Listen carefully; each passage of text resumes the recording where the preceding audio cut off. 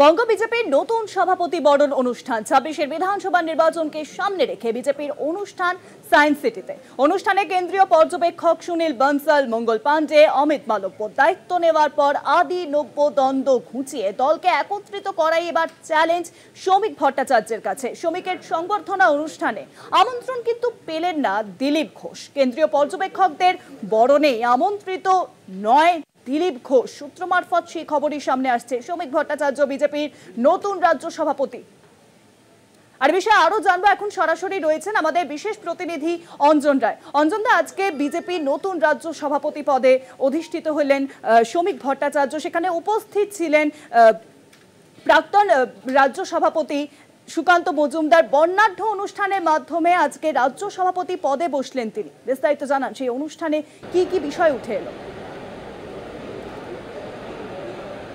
দেখো, অনুষ্ঠান মানে হচ্ছে একটা জাঁকজমকপূর্ণ অনুষ্ঠান তৈরি করলো এ রাজ্যের বিরোধী দল যে তারা এবং তার দলের সভাপতি যা নিয়োগ হওয়া, যে ধরনের জাঁকজমক অনুষ্ঠান এর আগে অন্ততপক্ষে বিজেপির কোনো রাজ্য সভাপতি নিয়োগের ক্ষেত্রে দেখা যায়নি।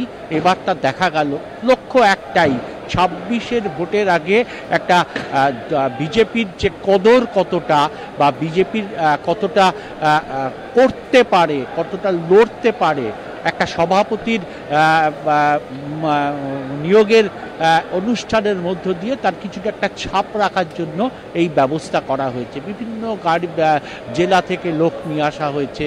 বিজেপির দাবি প্রায় ৩,০০০ লোক এসছে। ঢাক বাজিয়ে, ফুল ছড়িয়ে বর্ণাঢ্য একটা অনুষ্ঠান উপহার দেওয়ার চেষ্টা করা হয়েছে।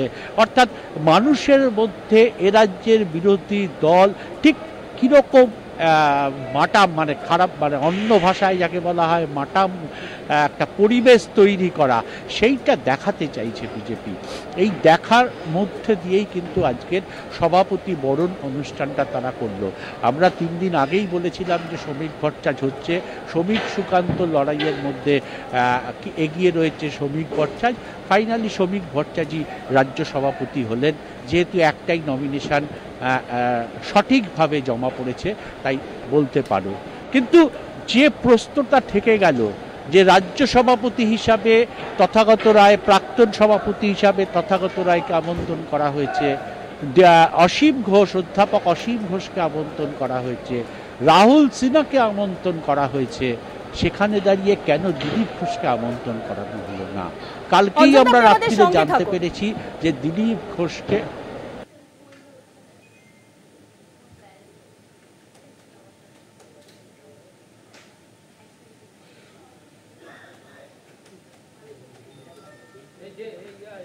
শ্রমিক ভট্টাচার্য বিজেপির নতুন রাজ্য সভাপতি এবং তার সংবর্ধনা অনুষ্ঠানে কিন্তু ডাক পেলেন না দিলীপ ঘোষ। শুভেন্দুর মুখেও প্রাক্তনীদের সম্ভাষণে উঠে এলো না দিলীপ ঘোষের নাম। ডুগডুগি বাজিয়ে কোনো তাণ্ডবের বার্তা কি দিলীপ ঘোষের? আর বিষয়ে আরো জানবো, এখন সরাসরি রয়েছেন আমাদের বিশেষ প্রতিনিধি অঞ্জন রায়। অঞ্জন দা, যেই বিষয়টি আপনি বলছিলেন যে দিলীপ ঘোষকে আমন্ত্রণ জানানো হলো না, বিজেপির মধ্যেই কিন্তু দিলীপ ঘোষকে নিয়ে একটা দ্বন্দ্ব শুরু হয়েছে, সেই কারণেই কি দিলীপ ঘোষকে আমন্ত্রণ জানানো হলো না আজকের এই অনুষ্ঠানে? দেখো, আমরা যা সূত্র মারফত জানতে পেরেছি, কেন্দ্রীয় পর্যবেক্ষক বনসাল সহ যারা আছেন তারাই মূলত ইনিশিয়েটিভ নিয়েছেন। কিছুটা শুভেন্দু অধিকারী ইনিশিয়েটিভ নিয়েছেন দিলীপ ঘোষকে না আমন্ত্রণ জানানোর জন্য।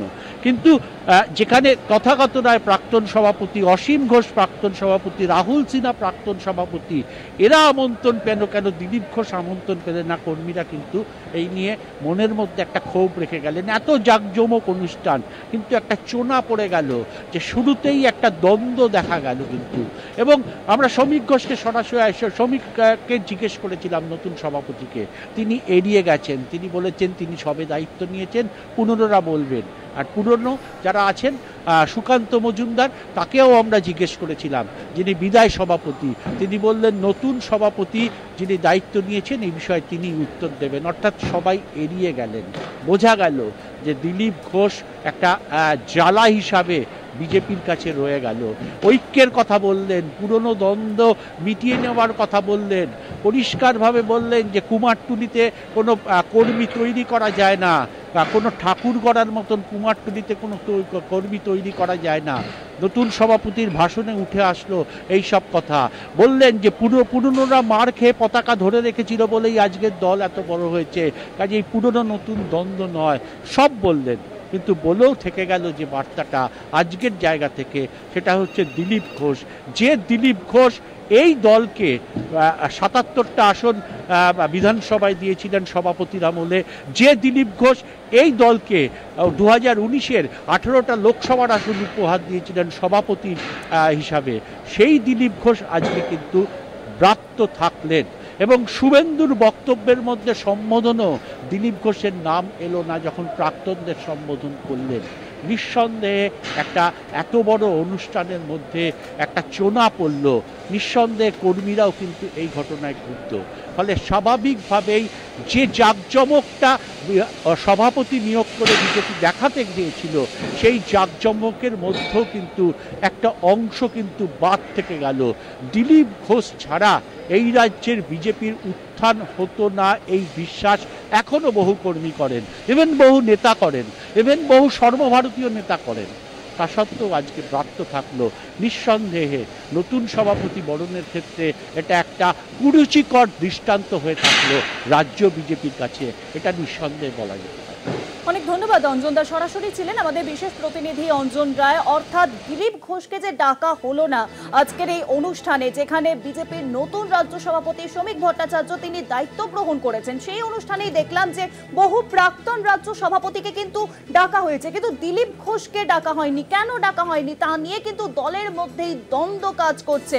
যখন সুকান্ত মজুমদারকে জিজ্ঞেস করা হচ্ছে কেন ডাকা হলো না, তিনি বলছেন যে শ্রমিক ভট্টাচার্য বলতে পারবেন, এবং শ্রমিক ভট্টাচার্যকে জিজ্ঞেস করা হলে তিনি বলছেন যে এটি বলতে পারবেন সুকান্ত মজুমদার। এই দ্বন্দ্ব কি মিটবে না, এই প্রশ্ন এখন সামনে আসছে।